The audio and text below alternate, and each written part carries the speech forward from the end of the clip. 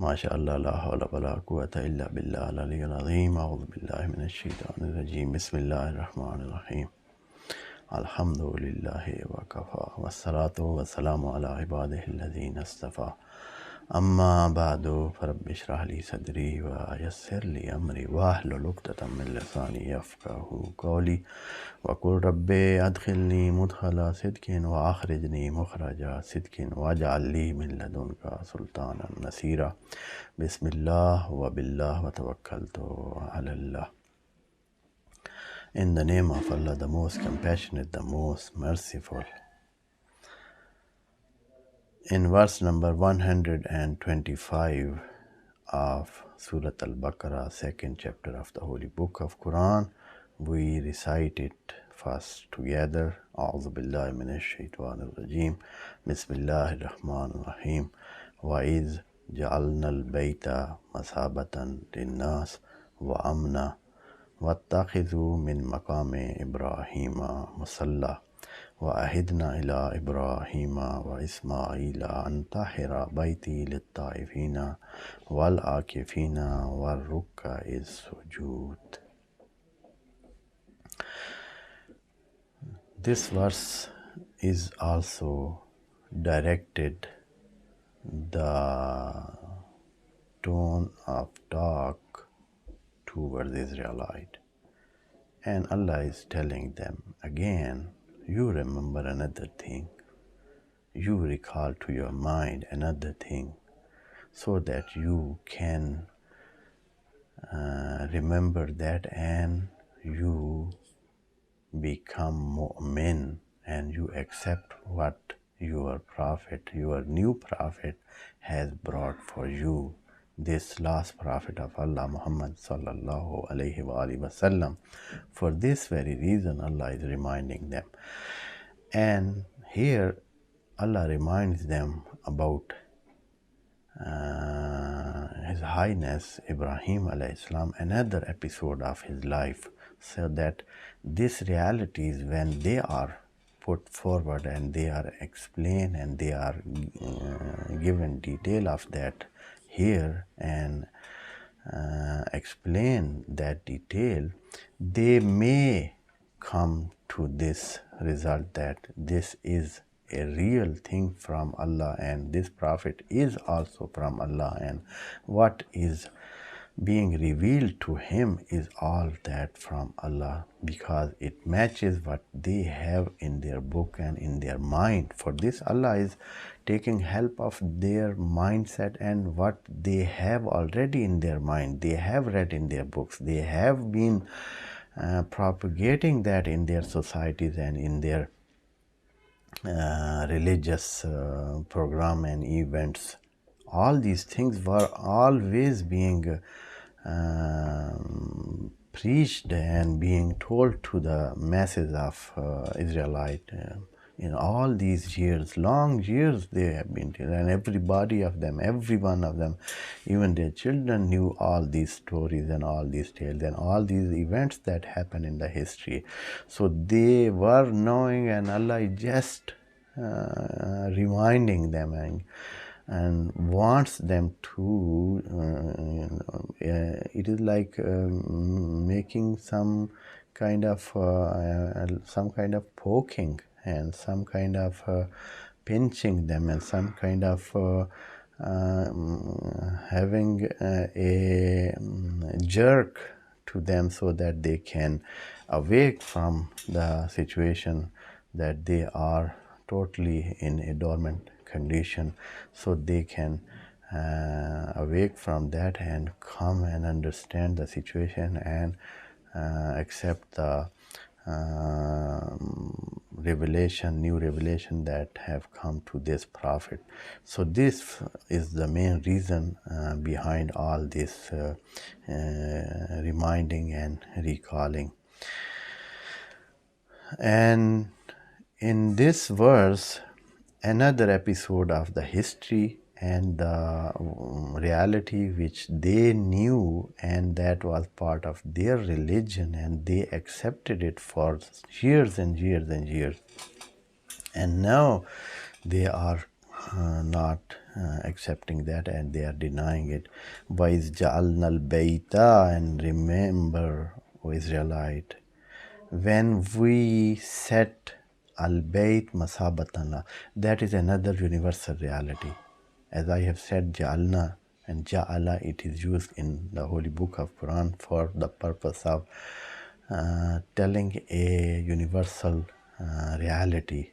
And Allah is telling here another reality of the universe, that is something substantial, and it is a fact and truth that is there, and that is not for somebody to be told then he realize it. No, that it is something that without telling everybody can realize that, and that is one of them, that Allah set al-bayt. Al-bayt means where Kaaba is located and the surrounding area, some surrounding area, and the Kaaba in Mecca, in Arabian Peninsula, Hijaz. It is in Hijaz, and this is what is meant by Al-Bayt here.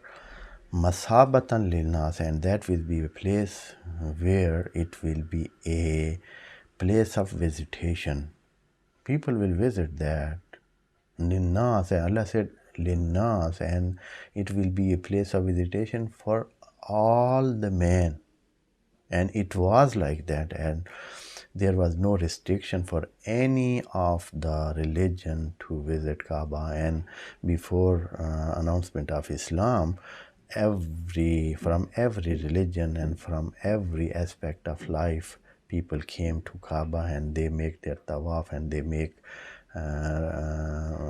round about that Kaaba, and they did their worship there. And that is because of a universal fact that Allah made it. وَإِذْ جَعَلْنَا الْبَيْتَ مَثَابَةً لِلنَّاسِ, people will come to it. And after that, because of some restriction and some of course some political conditions, some different other surrounding, and some different environment, or some hostility or enmity that happen in between Muslims and others, and so many wars and fighting and all those things condition consequenced in this result, that it was forbidden for some other religion or some other parties for a while, and sometime it is open and sometime it is forbidden. And that now it is more as a law of the country than to be law of the religion. But Allah is saying that I have set Kaaba or Baytullah for all the people of the world. That is what the words of the Quran saying. That is not what I should say, or some other body should make from himself. That is what is here in Quran. وَإِذْ جَعَلْنَا الْبَيْتَ مَثَابَةً لِلنَّاسِ, that is a place that everybody from all over the world, any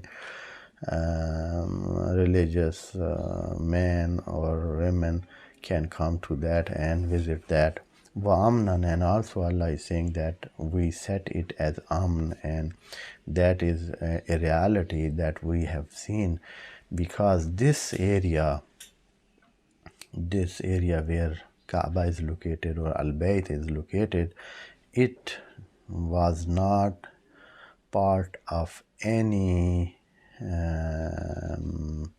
war or any fighting between countries, or big fighting did not happen, though there may be a local quarreling and a local fight. Or local fight means a fight within some groups or dislike, or internal clashes, like clashes happen in some part of history. But as a war or a race of war, it did not happen in the history. And though some group have come to have some ambush on that, like that Abraha did, but not as fight that can make people in hazardous condition, and that people be in fear, or they were afraid of being killed or being robbed, or being so many other things which happen in the fighting or in war. All those conditions were not there, and it was almost relatively, we can say relatively, most of the time it was very tranquil and quarrelless, and it was a place where somebody could abode, or somebody could stay and be safe and secure. And that is what Allah have set it, and He have promised that it will be like that. The words of Quran are saying so. When words of Quran are saying, we should be humble to these words, and we should accept, and it is like that. And that is the level of Aman which is meant here. Here, while telling this reality of a universal reality that Allah has set, now Allah wants mu'mineen, because this reality needs to be given that honor which is due for that, because when Allah has set it a place of visitation, so there should be some ritual that show the honor of this place. So Allah is telling mu'mineen, and he is giving a demand or a ritual to them, so that they can keep the real position of that Bait which Allah has set it as a place of visitation for all the people of the world. So what we should do, O Allah, when we go to visit this place? And Allah is telling one of those worship is that we should do that there, and maybe somebody wants to do more, and so many other worships are there and rituals are there that somebody can do and offer his service to Allah and his worship to Allah.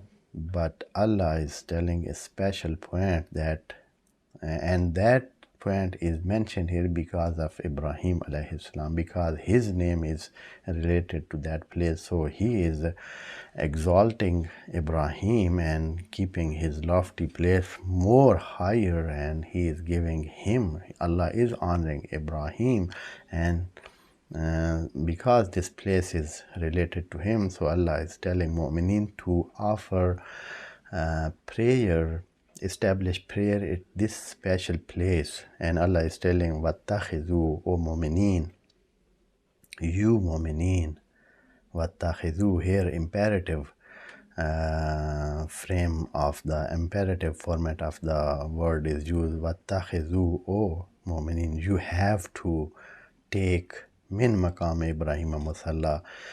Take musalla means place of doing salat, a place for doing salat. You have to take this special place where Ibrahim stood, Ibrahim alayhi salam. He stood, or the name is nominated and related to him, nominated on his name, as it is called Maqam Ibrahim. And now it is known, everybody who visits that place, he knows, and or he can ask that where is it Maqam Ibrahim. Everybody knows that this place is Maqam Ibrahim, and this is on the side of that Kaaba. And Allah is demanding, or Allah is telling mu'mineen that they should perform salat is at this place. And for this very reason, in Umrah and Hajj, this is part of Umrah and Hajj, that after doing tawaf and having round about Kaaba, everybody is to perform 2 rakat of Salat there in this place which is called Maqam Ibrahim, and that is an honor that Allah is giving to Prophet Ibrahim alayhi salam, and because of the relation of that place to him, the place is called Maqam Ibrahim, and that is registered here in this holy book, that this place is to be called Maqam Ibrahim. And that is not only just famous in the tongue of the people or in common folk. No, it is not like that. That is registered in the holy book of Quran, and Allah have registered that place as a place where it is related to Ibrahim alayhi salam, so that nobody can change it. That place is for him and on his name, and that is located in the heart of Al-Bayt, and Allah has given him a place in his own Bayt. So that place is also, and Allah is telling that people who visit there, they should take that place as a place for their worshipping of Allah, and that is a great honor that Allah is giving to Ibrahim. This verse is continuing, and there are some other things that Allah is telling us, and we will inshallah complete this ayah in the next session. Wassalamu alaikum rahmatullahi wa barakatuh. May Allah bless you all.